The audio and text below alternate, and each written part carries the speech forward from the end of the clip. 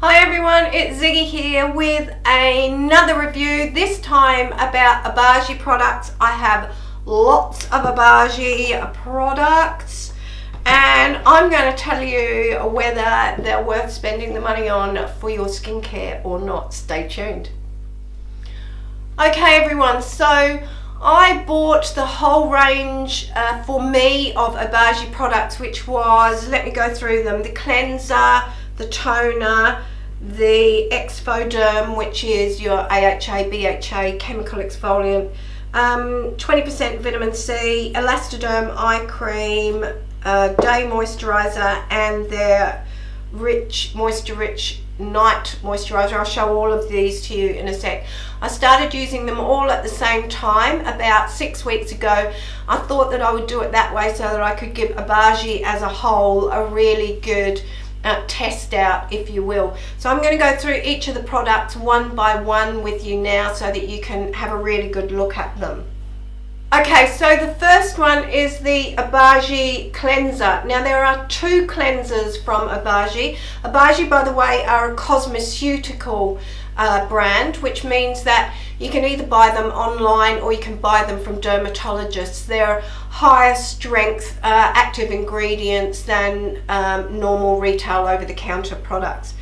Obagi have two cleansers. They have the Gentle Cleanser, which is this one, and they have the Foaming Cleanser. Now the Gentle Cleanser is for combination to dry skin and the Foaming Cleanser is for oilier skin. Because my skin is combination to dry, I went with the much more gentle cleanser. Now this product is clear, and whilst it says in the blurb on the website that it's not a foaming cleanser, it actually does foam up. I use it with my fingers. You only need a pea-size amount on the end of your finger. I might take a little bit off to show you so that you can see what colour it is.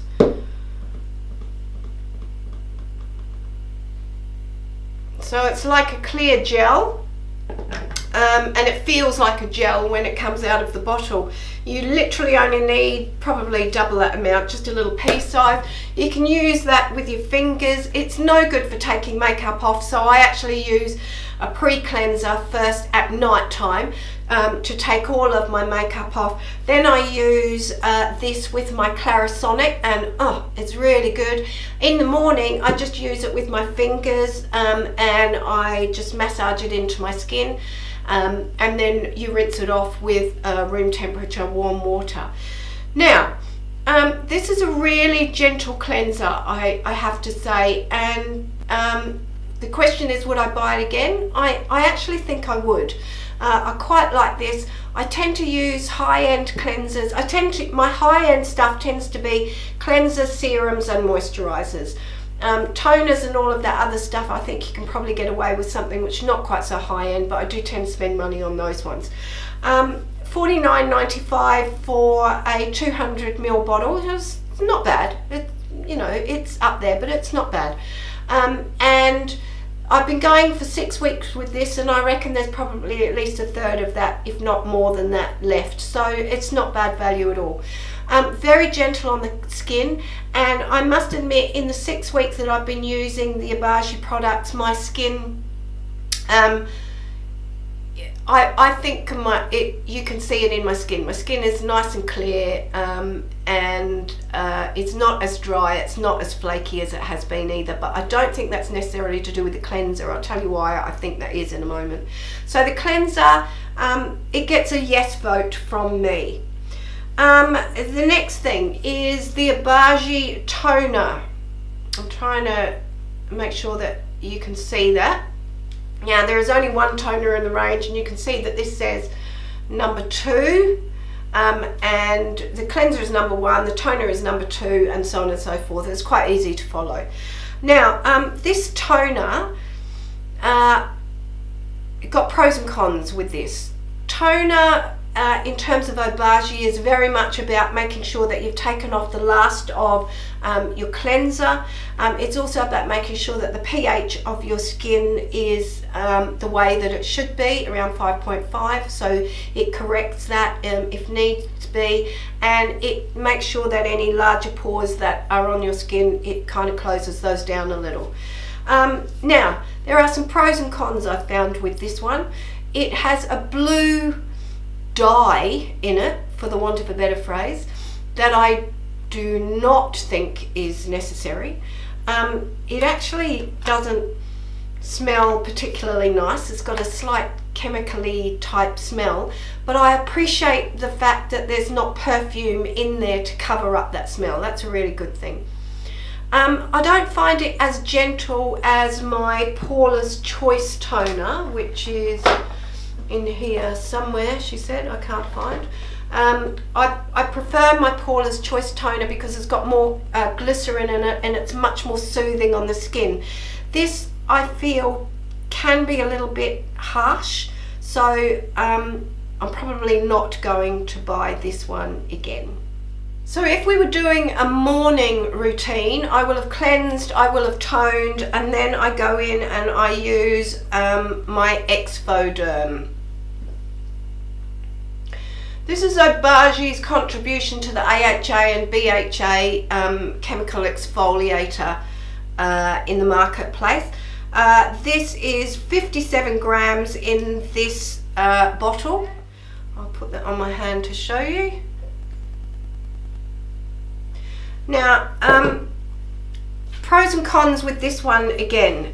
The pro, I've been used to using fairly heavy duty AHAs and BHAs. My BHA is 5% daily use. My AHA is much higher than that. And so obviously that can dry your skin out just a little bit, or at least make it flaky, obviously.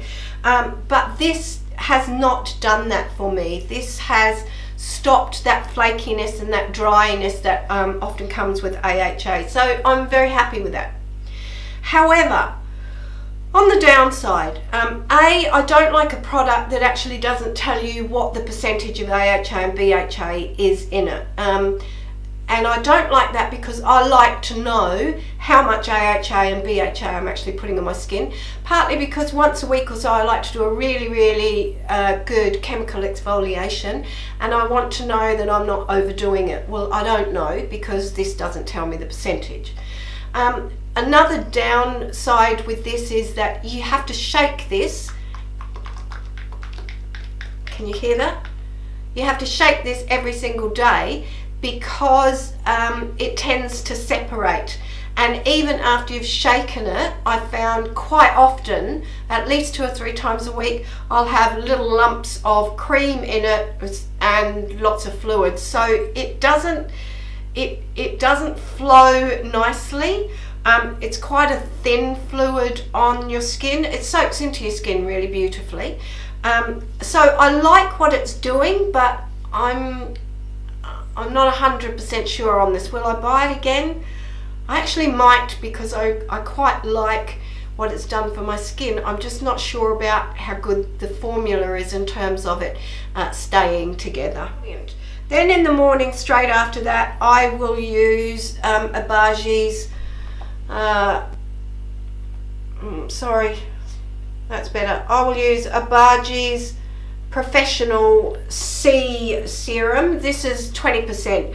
They have 10%, 15% and 20%. Now, good and bad with this as well. C serums are really good for a number of things, you know, for eradicating free radicals in your skin, which can help to brighten it and clear it. And they're also really good for getting rid of, or minimizing, if you like, things like, can you see my age spots on my hands? And I've got an age spot that you can see there, and a couple of other age spots, which is just normal sun damage for someone of my age. Vitamin C is really good for doing that. Their vitamin C, this is probably half full now. Comes in a blue bottle, and it comes in a serum. Now, couple of points with vitamin C. Vitamin C is not water soluble, it is oil soluble. So you've cleansed, you've toned, put your Exfoliator on, which I showed you, then your chemical AHA, BHA, then you put your vitamin C on. Just 5 or 6 drops of that is adequate. And then you need to let that sit on your skin for 5 minutes or so before you follow that up with a serum or moisturizer, because it needs to sink into your skin.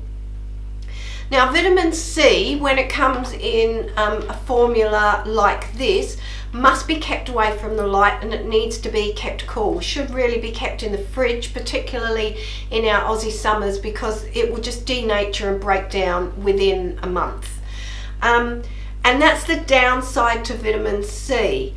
When it's in a liquid format, it denatures, it becomes no longer an active ingredient, if you like, very quickly, and it has a lifespan to a maximum of about 3 months in a serum.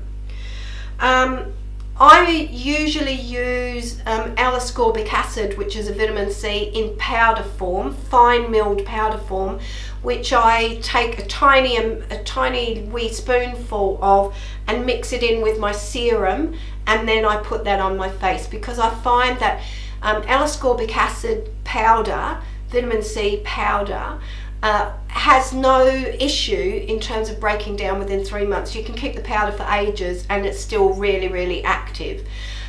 So, you know, my gut instinct says to me that this serum is probably going to break down. We're in winter here in Australia at the moment, so there's been freaking cold here in Adelaide, and I keep it locked up in its box as well, so it's away from light and it's away from heat, so it's probably going to have a fairly good lifespan at the moment.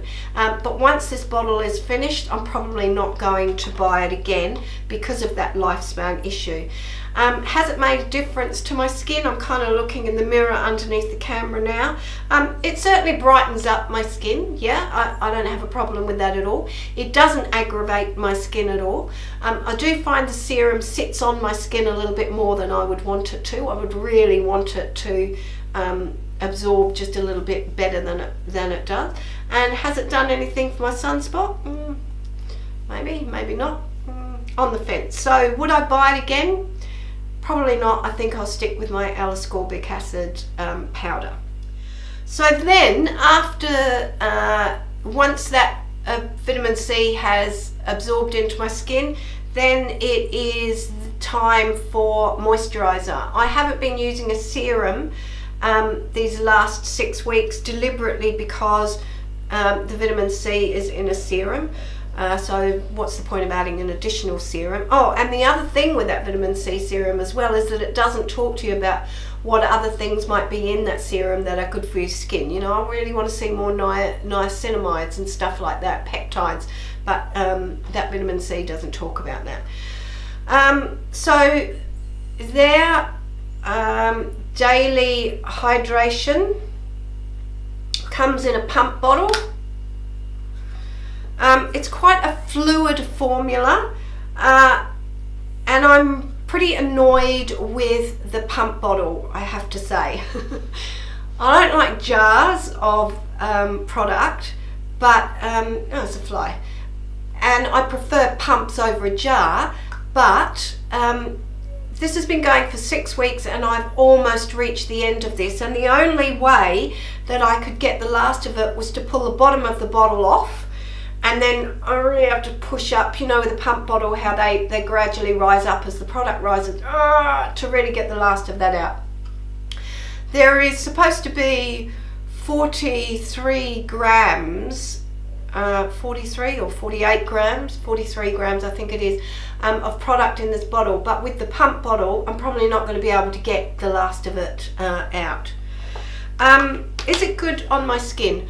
I actually have to say yes. It's very fluid and it's a lot lighter than previous moisturizers that I've been using. I tended to be a little bit more heavier on the moisturizers, but it is a bit lighter. I'm not sure that it gives the dry patches quite enough moisture that they need, but it's not bad.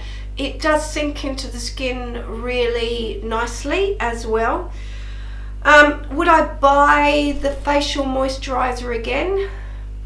I'm not brand loyal with this one, I'm afraid. I'm really sorry, Obagi, but I think I'd probably like to go off and try some other brands.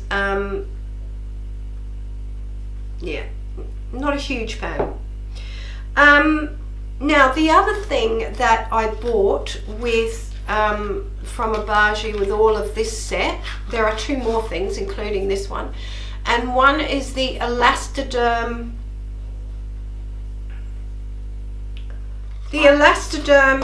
eye gel treatment. Now this is supposed to be a restorative elasticity complex, and you're supposed to be able to pump it out. I'll show you.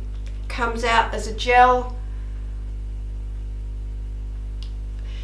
Again, it has a blue color to it. Not happy, Obagi. I don't really want colors in my cosmetics, thank you. It is very gel-like. And because it's gel-like rather than a cream-like for under here, it's supposed to help remove you know, some of your crow's feet, or nothing's going to remove your crow's feet unless you get Botox or so, you know, that kind of thing. But it's supposed to diminish that a little bit and lift your skin and tighten your skin a little. Because it's a gel, it tends to sit on top of the skin rather than sinking into the skin. And I find that in my experience, I used this, I persevered with it for about 2 or 3 weeks, and I gave up after that.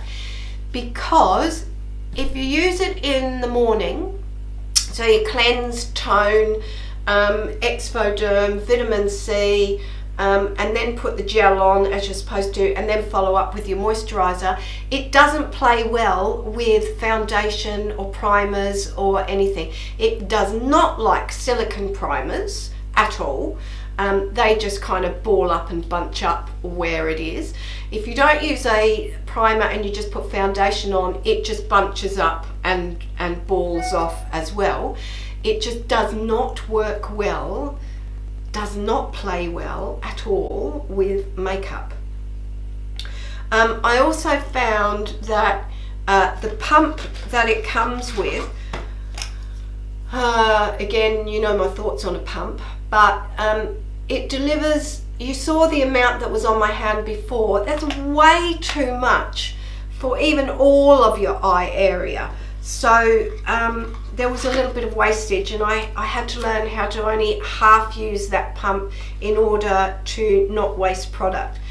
Really sorry, Obagi, you have some really beautiful products, but this is not one of them. And the last one that I bought was the night, or what I'm using at night, which is this one here. It is the Hydrate Luxe. It is a moisturizer, and it is one that you would be using at night. It is a moisture rich cream, and I'll just show you. You can see I've used probably a good half of a pot there. Now, okay, first things first, let's get the elephant in the room out of the way. It's in a jar, people. What were Obagi thinking putting it in a jar? I think that the reason that they put it in a jar is because it is actually quite thick, and if you were to put it in a pump, it's not, you're going to have to really squeeze hard to get it out of the pump, and if you put it in a tube, you might have to do the same. Now, I never put my fingers in here. I always use a spatula. So I'll put this on my hand and show you. You can see that's a nice thick consistency, and it's probably not all going to sink into my hand because there was a fair bit on there. It is lovely. You thought I was going to grizzle about this a little bit, didn't you? It is really, really nice. It would be too heavy for me to use for a day cream. As I mentioned before, I have combination dry skin, but my skin's not super dry. It would be way too heavy for me to use in the morning, and I don't know how well it would play with makeup because it might just sit on your skin a little bit in the morning. However, at night time I mix it with my tretinoin. So I have a small pea size of tretinoin on my hand, then I have the same amount of my Obagi night cream, and I put them both in my hand, and then I kind of mix them together on the back of my hand, and then I apply that at night. It has been tremendous in two respects. The first is when I mix it with my tretinoin at night, it has really helped the tretinoin to sink in that much better, and that has stopped an awful lot of the skin irritation that, you know, is so common with tretinoin, with Retin-A. I'm using a 0.5%, I'm using the mid-strength at night. So that's number one. Number two is it sinks into your skin divinely. It is beautiful. Thank you, Obagi. I really do love the product. I just wish that it wasn't in a jar, but if I'm using the spatula, I guess that's okay. So there you go, that's my Obagi review. Some good, some not quite so good for me. On the whole though, I have loved testing this out for the last 6 weeks, and I will continue to use all of these products up with the exception of the eye gel. Okay everyone, that's another review from me to you. Don't forget to give me a thumbs up. It's quite a long video this time, wasn't it? And don't forget to subscribe as well so you can get the videos as soon as I upload them. I look forward to seeing you in my next video. So until then, take care. Bye.